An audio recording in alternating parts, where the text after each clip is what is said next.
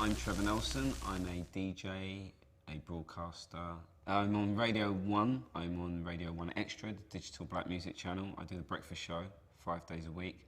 And I've also got a show on Radio 2. And I do gigs. I be for every summer, a whole season at a club called Pasha.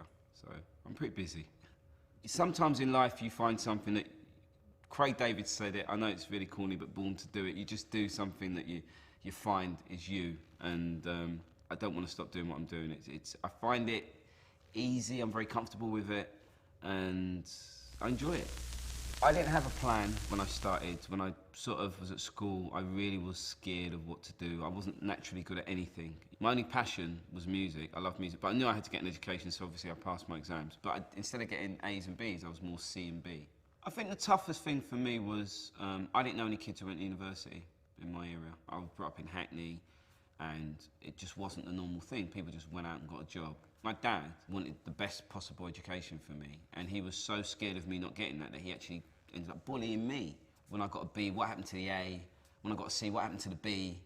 You know, and after a while that wore me down a bit, and I thought, am I studying for him or for me? I had a lot of questions when I was young, you know. I was a black kid being brought up in Britain. I was asking my dad, why are we kind of different, you know? So I used to be quite a solitary sort of kid. I used to stay in my room, like to play music. Just weird, I was a bit of an introvert that way. I started DJing because when we had a school disco, it was a boys' school, we had to invite girls to come to the disco. So I said, can I be the DJ? Because I didn't want to ask a girl to dance. I was so shy. So I became the DJ, I liked what I saw, and from that day on, I started doing it as a hobby. I have really good knowledge of music, and the guy who owned my favourite record shop managed it, hired me basically to import records for him. My job was to order records from America, pick them up at Heathrow, then sell them to independent record stores around London and the South East. My dream job, really. My passion for music became my job. The first job I got in the music industry was offered to me because someone spotted me and said, I think you're good at this. Then I got offered Kiss Pirate radio station. Someone asked me, would I like to join Kiss as a pirate? I got offered MTV. Everything I've done, someone's offered me. I've never chased it. I'm lucky, maybe, or I work so hard that I get noticed. My first show on Radio 1 was terrifying. Because obviously I grew up listening to stations like Radio 1. You're talking to over 1 million people. Your first words just don't want to come out, you know. You just like, you know, I was literally shaking like a leaf. I did have a moment when I sat there and I thought, wow, from my little attic room in Hackney to Radio 1 national radio.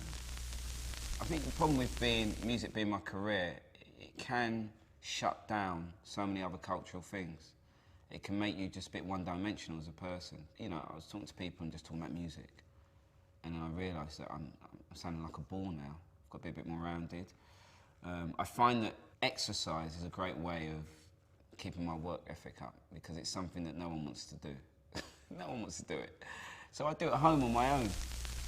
My dad was a bus conductor, and he bettered himself by becoming a financial advisor. My mum was just a charmer. We were pretty working class, you know, but he bought a house. All his mates were living in council flats. He bought a house. Even though I fell out with my dad as a teenager, like most teenagers will, you just do, he instilled stuff in me, you know.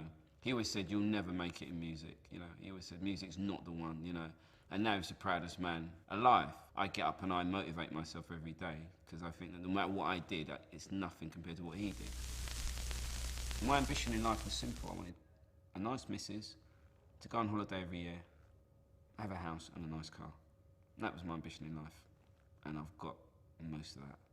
Not all of it, but most of it. So I'm pretty happy.